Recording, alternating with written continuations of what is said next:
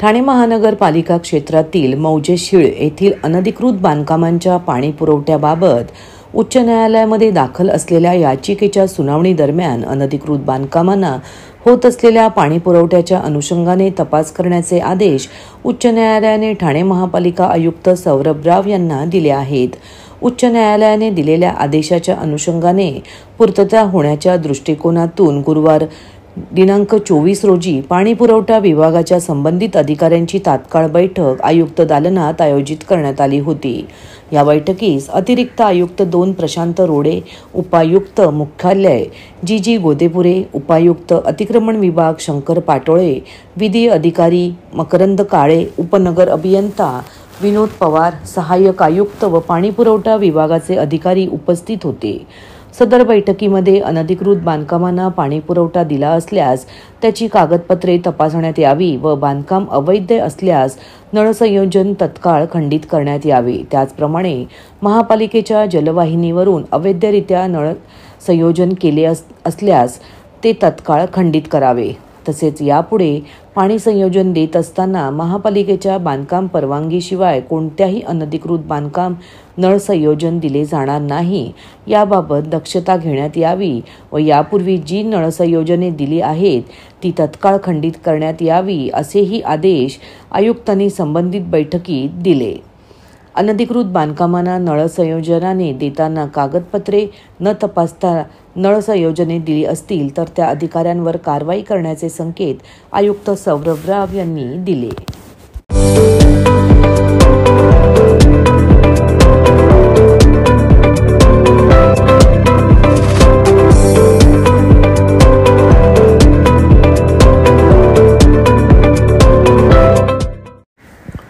वर्तकनगर विभागाअंतर्गत येणाऱ्या Vartak Nagar, Kapurbawdi, चितळसर, Kasarvadavali police station कार्यक्षेत्रात दररोज गहाळ होणारे मोबाईलबाबत तक्रारी प्राप्त होताच त्यानुसार पोलीस ठाणे येथे प्रॉपर्टी मिसिंग दाखल केली जाते. मागील काही दिवसात प्रमाण वाढल्याने सहाय्यक पोलीस आयुक्त वर्तकनगर विभाग यांच्या आदेशाने CEIR पोर्टलवर तांत्रिक विश्लेषणाच्या आधारे मोबाईलची माहिती प्राप्त करून जास्तीत जास्त मोबाईलचा शोध घेऊन ते प्राप्त करण्याचे आदेश दिल्याने वर्तकनगर पोलीस स्टेशन यांनी 35, कापूरबावडी पोलीस स्टेशन यांनी 20, चितळसर पोलीस स्टेशन यांनी 25, कासारवडवली पोलीस स्टेशन यांनी 25 मोबाईल असे प्रॉपर्टी मिसिंग दाखलमधील गहाळ मोबाईल CEIR पोर्टलच्या आधारे शोधून ठाणे, मुंबई तसेच गुजरात, उत्तर प्रदेश, बिहार, दिल्ली, आसाम, तमिळनाडू आणि इतर राज्यातून वेगवेगळ्या कंपनीचे साधारण 31,50,000 रुपये किमतीचे तब्बल 105 मोबाईल फोन प्राप्त करून वरिष्ठांच्या हातून आज तक्रारदार नागरिकांना सुपूर्द करण्यात आले. सदर उल्लेखनीय कामगिरी पोलीस आयुक्त आशुतोष डुमरे, पोलीस सहायुक्त डॉक्टर ज्ञानेश्वर चव्हाण, अपर पोलीस आयुक्त पश्चिम प्रादेशिक विभाग विनायक देशमुख, प्रशांत कदम, पोलीस उपआयुक्त परिमंडळ 5, सहाय्यक पोलीस आयुक्त वर्तकनगर विभाग मंदार जावळे यांच्या मार्गदर्शनाखाली तसेच वरिष्ठ पोलीस निरीक्षक वर्तकनगर पोलीस स्टेशन, वरिष्ठ पोलीस निरीक्षक कापूरबावडी, वरिष्ठ पोलीस निरीक्षक चितळसर, वरिष्ठ पोलीस निरीक्षक कासारवडवली यांच्या सूचनेनुसार त्यांच्या नेमणुकीतील अधिकारी व कर्मचारी यांनी सदरची कामगिरी केलेली आहे. नागरिकांना आवाहन करण्यात येत आहे की सध्या डासांमार्फत पसरणाऱ्या डेंग्यू या आजाराचा प्रसार रोखण्यासाठी प्रत्येकाने पुढील प्रमाणे कार्यवाही करावी. डेंग्यू आजार एडिस इजिप्ती हा डास चावल्याने होतो. या डासांची पैदास साचलेल्या किंवा साचवलेल्या स्वच्छ पाण्यामध्ये होते. 8 दिवसांपेक्षा जास्त दिवस पाणी उघडे व साचून राहिल्यास त्यात डास अंडी घालतात. अंड्यांच्या अळ्या तयार होऊन पुढे डास तयार होतात. यासाठी आपल्या घरातील पाणी साठे उदाहरणार्थ बॅरल्स, पिंपे, टाक्या, हौद, रांजणे इत्यादी दर आठवड्याला रिकामे करून घासून पुसून कोरडे करून पुन्हा भरावे. 1 दिवस कोरडा दिवस म्हणून पाळावा. पाणी साठ्यांना घट्ट झाकणे बसवावीत किंवा जुनी साडी, चादर, धोतर यांनी बांधून झाकून ठेवावीत, म्हणजे डास त्यात जाऊन अंडी घालणार नाहीत. घराच्या गच्चीवर, आजूबाजूला, अंगणात कोठेही पाणी साचू देऊ नये. भंगार सामान उघड्यावर टाकू नये. उदाहरणार्थ टायर्स, प्लास्टिक सामान, कुंड्या, टाकाऊ वस्तू इत्यादी. अशा सामानात पावसाचे पाणी साठून त्यात डेंग्यूच्या डासांची पैदास होते. घरातील कूलर्स, फ्रीजच्या पाठीमागील ट्रे हे देखील वेळोवेळी कोरडे करावेत. लक्षात ठेवा, नुसत्या फवारणीने डास घनता कमी होत नाही, तर त्यासाठी डास पैदास ठिकाणे नष्ट करणे ही आपल्या सर्वांची जबाबदारी आहे.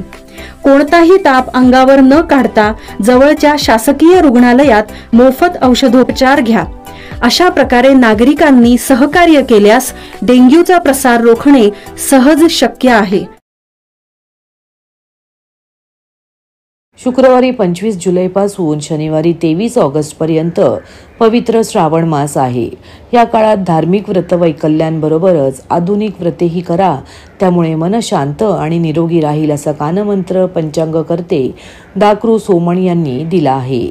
याविषयी अधिक माहिती देताना पंचांगकर्ते दाकृ सोमण म्हणाले, श्रावण महिन्यात वेगवेगळी व्रते करण्याची प्रथा आहे. ही व्रते मनाचे आरोग्य उत्तम राहावे, संयम राखण्याची सवय व्हावी यासाठी सांगण्यात आलेली आहेत. आधुनिक काळात दाकृ सोमण यांनी वेगळी व्रते सांगितली आहेत. रविवारी निसर्ग भ्रमण करायचे, सोमवारी मोबाईल वापरायचा नाही, मंगळवारी व्हॉट्सअप पाहायचे नाही, बुधवारी फेसबुक पाहायचे नाही, गुरुवारी घरातील टेलिव्हिजन सेट बंद ठेवायचा, शुक्रवारी घराची स्वच्छता करायची आणि शनिवारी घरातील महिलांना विश्रांती देऊन पुरुषांनी स्वयंपाक करायचा. असे केल्याने आपल्या मनाचे आरोग्य नक्कीच चांगले राहील असा विश्वास सोमण यांनी व्यक्त केला. शुक्रवार 25 जुलैपासून शनिवार 23 ऑगस्टपर्यंत पवित्र श्रावण मास आलेला आहे. श्रावण महिन्यात रविवारी आदित्यपूजन, सोमवारी शिवपूजन, मंगळवारी मंगळागौरी पूजन, बुधवारी बुधपूजन, गुरुवारी बृहस्पती पूजन, शुक्रवारी ज्योतिका पूजन आणि शनिवारी अश्वत्थ मारुती पूजन करण्याची प्रथा आहे. नवीन विवाह झालेल्या गृहिणी दर सोमवारी वेगवेगळी मुठभर धान्ये भगवान शंकराला वाहतात. नवीन घरात सासरी आलेल्या गृहिणीच्या हाताला धान्य दान देण्याची सवय व्हावी, हा त्यामागचा हेतू असावा, असेही सोमण म्हणाले. नमस्कार मित्रांनो, मी पंचांगकर्ते खगोल अभ्यासक दाकृ सोमण. श्रावण महिना सुरू झालाय. श्रावण महिन्यामध्ये प्रत्येक जण वेगवेगळी व्रत करतो. व्रत म्हणजे काय, तर मनाचा संयम राखणं, नियमाप्रमाणे वागणं आणि हे मनाच्या आरोग्यासाठी अतिशय चांगलं असतं. तेव्हा या आधुनिक काळामध्ये आपण आधुनिक व्रत करूया. पहिलं म्हणजे रविवारी कुटुंबासमवेत निसर्ग भ्रमण करायचा, आनंद लुटायचा, दुःख चिंता विसरायची. सोमवारी मोबाईलला स्पर्श करायचा नाही, हात लावायचा नाही. कठीण व्रते उपवास करणं सोपं, पण मोबाईलला हात न लावणं हे फार कठीण आहे. पण संयम बघूया. सोमवारी मोबाईलला हात लावायचा नाही. मंगळवारी व्हॉट्सअप बघायचं नाही मोबाईलवरचं. बुधवारी फेसबुक बंद, फेसबुक पाहायचं नाही. गुरुवारी टीव्हीचं बटन बंद ठेवायचं, टीव्ही अजिबात बघायचं नाही गुरुवारी. आणि शुक्रवारी घराची स्वच्छता सर्वांनी मिळून करायची. घर स्वच्छ करायचं, प्रसन्नता आपल्याला लाभेल, आनंद वाटेल. आणि शनिवारी स्वयंपाकघराचा ताबा पुरुषांनी घ्यायचा, पुरुषांनी जेवण करायचं. म्हणजे भगिनी महिला वर्षभर 365 दिवस भोजन करीत असतात. त्यामध्ये काय अडचणी येतात ते पुरुषांना कळेल आणि जबाबदारीची जाणीव होईल. तर पुरुषांनी शनिवारी भोजन तयार करायचं. या श्रावण महिन्यामध्ये ही आधुनिक व्रत आपण अंगीकारूया आणि पाहूया आपला नियम, आपला संयम किती वाढतो ते. धन्यवाद.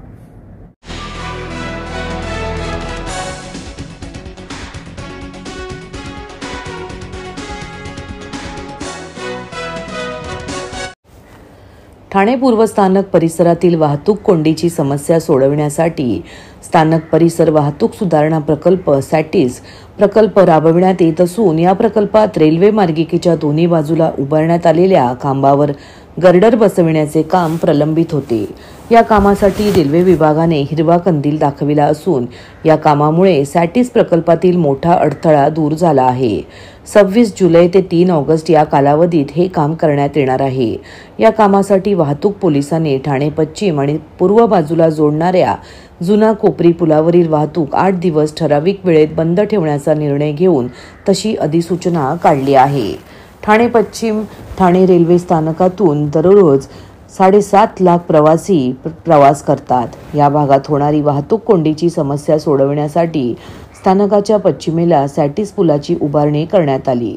या पुलाच्या उभारणीनंतर येथील कोंडी काही प्रमाणात कमी झाल्याचे चित्र आहे. ठाणे पूर्व स्थानक परिसरातूनही अनेक नागरिक मोठ्या संख्येने प्रवास करतात. या ठिकाणी ही वाहतूक कोंडी होत असून ती कमी करण्यासाठी या स्थानक परिसरातही पश्चिमेच्या धर्तीवर स्मार्ट सिटी योजनेतून सुमारे 260 कोटी रुपये खर्चून स्थानकाच्या पूर्वेला सॅटिस प्रकल्पाची उभारणी करण्यात येत आहे. या प्रकल्पातील उड्डाणपुलासाठी रेल्वे रुळाच्या दोन्ही बाजूला खांबांची उभारणी काही वर्षापूर्वी करण्यात आली. मात्र काही तांत्रिक अडचणींमुळे या ठिकाणी खांबांवर गर्डर टाकणे शक्य होत नव्हते. या ठिकाणी दूर करत पालिकेने रेल्वे विभागाला पत्र पाठवून मार्गिका जोडणी कामासाठी रेल्वेचे 2 तासांचे 14 मेगा ब्लॉक देण्याची मागणी केली होती. त्यास रेल्वे विभागाने हिरवा कंदील देताच पालिकेने 26 जुलै ते 3 ऑगस्ट या कालावधीत हे काम करण्याचा निर्णय घेऊन त्याचे नियोजन आखले आहे. 46 मीटर लांब आणि 12 मीटर रुंद गर्डर आहे, अशी माहिती पालिका सूत्रांनी दिली.